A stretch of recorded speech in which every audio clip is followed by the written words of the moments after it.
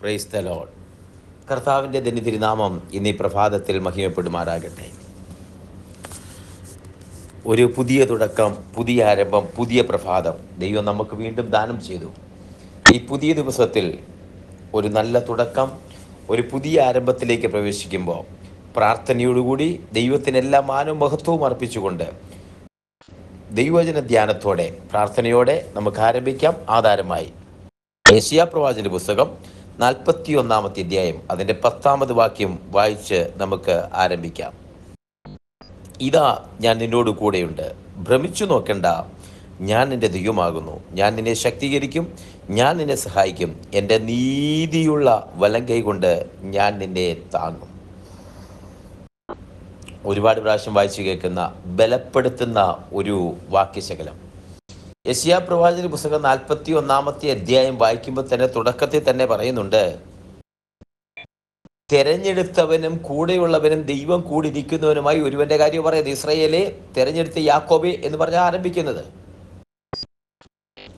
അങ്ങനെ ഇസ്രായേലിനെ യാക്കോബിനെ പറഞ്ഞ് ആരംഭിക്കുമ്പോൾ ആ ജനത്തെ, ദൈവത്തിന്റെ ജനത്തെക്കുറിച്ച് പറഞ്ഞിട്ട് 10 വാക്യം എത്തുമ്പോൾ പറയുക, ഇതാ ഞാൻ നിന്നോട് കൂടെയുണ്ട്.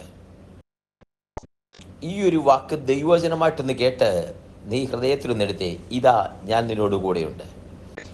അഖിലാണ്ടത്തിന്റെ ഉടയവൻ നിന്റെ കൂടെയുണ്ടെന്ന്, ചരാചരങ്ങളുടെ സൃഷ്ടിതാവ് നിന്റെ കൂടെയുണ്ടെന്ന്, ആദിയും അന്തവുമായവൻ, ആൽഫയും ഒമേഗയുമായവൻ, അത് നിത്യത മുതൽ നിത്യത വരെ ഉള്ളവൻ നിന്നോട് കൂടെയുണ്ടെന്ന്.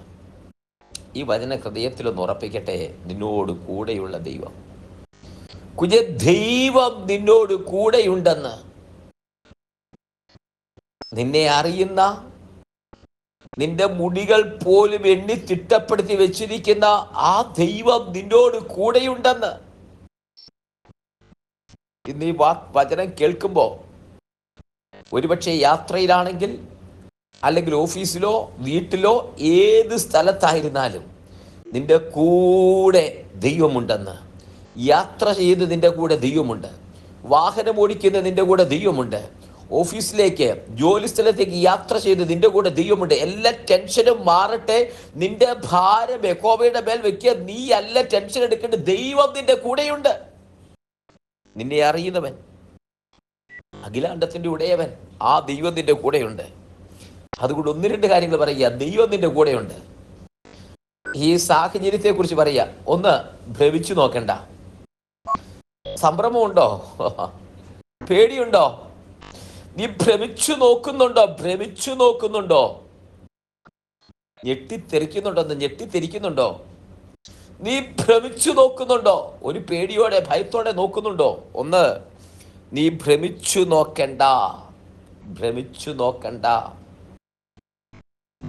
ഞാൻ നിന്റെ ദൈവമാകുന്നു.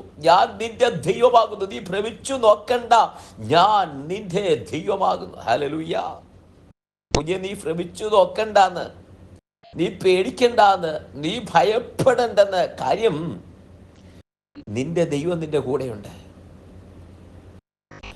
4 യാമത്തിൽ തണ്ട് വലിച്ച് ഭാരപ്പെട്ടിരിക്കുന്ന ശിഷ്യന്മാരുടെ അടുക്കിലേക്ക് വെള്ളത്തിൽ കൂടി നടന്നു വന്ന ഒരുവനെ കണ്ടിട്ട് ശിഷ്യന്മാർ പറഞ്ഞു, ഭൂതമാണെന്ന് പറഞ്ഞു ഭയപ്പെടുമ്പോൾ ആ കർത്താവ് പറഞ്ഞു, ഭയപ്പെടേണ്ട, ഇത് ഞാനാകുന്നു.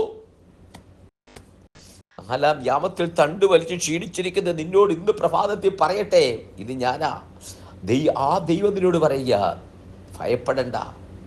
4 യാമത്തിൽ കൂരിരുട്ടിൽ സകലവും നഷ്ടപ്പെട്ട് തണ്ട് വലിച്ചു ഭാരപ്പെടുന്ന നിന്നോടാ പറയുന്നത്, ഇത് ഞാനാ, ദൈവമാകുന്നു. ഞാൻ നിന്റെ ദൈവമാകുന്നു. ഞാൻ നിന്നോട് കൂടെയുണ്ട്. ഭ്രമിച്ചു നോക്കണ്ട, ഞാൻ നിന്റെ ദൈവമാകുന്നു. അടുത്ത വാക്ക്, ഞാൻ നിന്നെ ശക്തീകരിക്കും. കുഞ്ഞെ, എവിടെയൊക്കെയോ നിനക്ക് ബലം നഷ്ടപ്പെട്ടോ? നിനക്ക് ഒറ്റയ്ക്ക് നിൽക്കാൻ പറ്റുന്നില്ലെന്ന് തോന്നുന്നോ? നിനക്ക് മുന്നോട്ട് പോകാൻ കഴിയില്ലെന്ന് തോന്നുന്നോ? ശക്തി ഇല്ലാതായെന്ന് നിനക്ക് തോന്നുന്നോ? ബലമില്ലാതായിരിക്കുന്നു എന്ന് നിനക്ക് തോന്നുന്നോ? നിനക്ക് ബലമില്ലാതെ തോന്നുന്നോ? നിനക്ക് മുന്നോട്ട് പോകാൻ കഴിയില്ലാതെ തോന്നുന്നോ? നിന്നോട് അരുളപ്പാട്, നിന്നോട് യെശയ്യാവിന്റെ അരുളപ്പാട്. അത് നൂറ്റാണ്ടുകളെ തട്ടി, ദിവസങ്ങളെ തട്ടി പ്രതിധ്വനിച്ച് നിന്റെ കാതിൽ, നിന്റെ ഹൃദയത്തിനകത്ത് മുഴങ്ങട്ടെ. ഞാൻ നിന്നെ ശക്തീകരിക്കും. ദൈവം പറയുന്ന വാക്കാ, ഞാൻ നിന്നെ ശക്തീകരിക്കും. ബലമില്ലാതിരിക്കുന്നിടത്ത്, ശക്തിയില്ലാതിരിക്കുന്നിടത്ത്, നിന്നെ കൊണ്ട് ഒക്കുന്നില്ല എന്ന് പറയുന്നിടത്ത് ഞാൻ നിന്നെ ശക്തീകരിക്കും. അടുത്തത്, ഞാൻ നിന്നെ സഹായിക്കും. എവിടെയാ സഹായം പറ്റുപോയത്? മാനുഷിക സഹായം നിന്നോ? 121 സങ്കീർത്തനം 1-ാമത്തെ വാക്യത്തിൽ പറയുന്നു, ഞാൻ എൻ്റെ കണ്ണുകളെ പർവ്വതങ്ങളിലേക്ക് ഉയർത്തുന്നു, എനിക്ക് സഹായം എവിടെ നിന്ന് വരും? എൻ്റെ സഹായം ആകാശവും ഭൂമിയും സൃഷ്ടിച്ച യഹോവയിങ്കൽ നിന്ന് വരുന്നു. മനുഷ്യന്റെ സഹായം നിന്നുപോകും, ലോകത്തിന്റെ സഹായം നിന്നുപോകും. ഉലകത്തിൽ ആശ്രയിക്കുന്നവരെല്ലാം സഹായം നിർത്തും.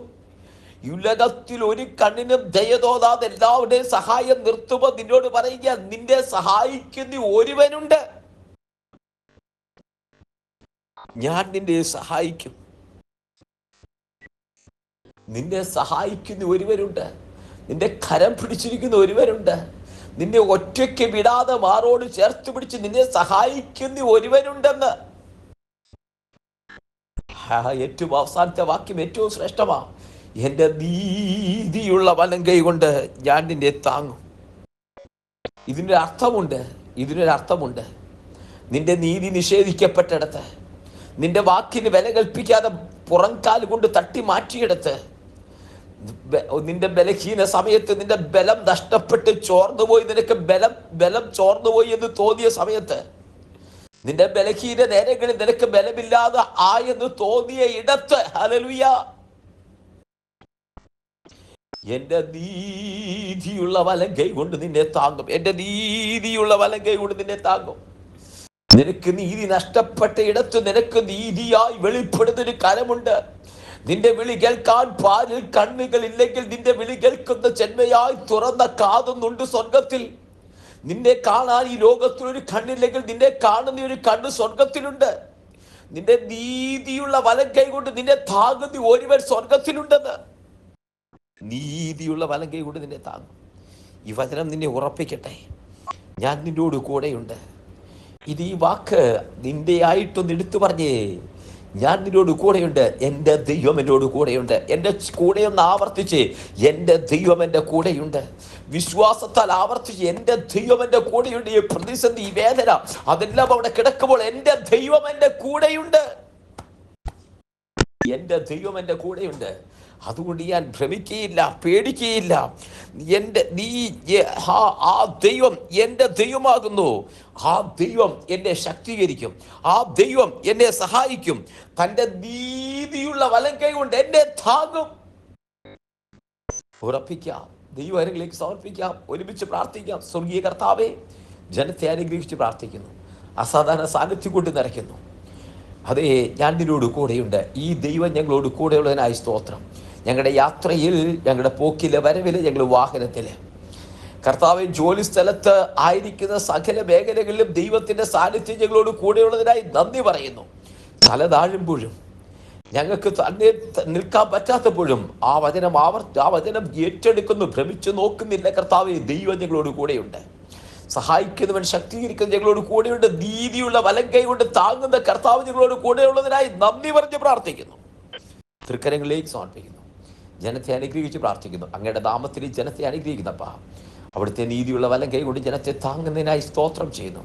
അങ്ങയുടെ നാമത്തിൽ ജനത്തെ അനുഗ്രഹിക്കുന്നു. ദൈവകൃപ കൂടിയിരിക്കുന്നതിനായി സ്തോത്രം.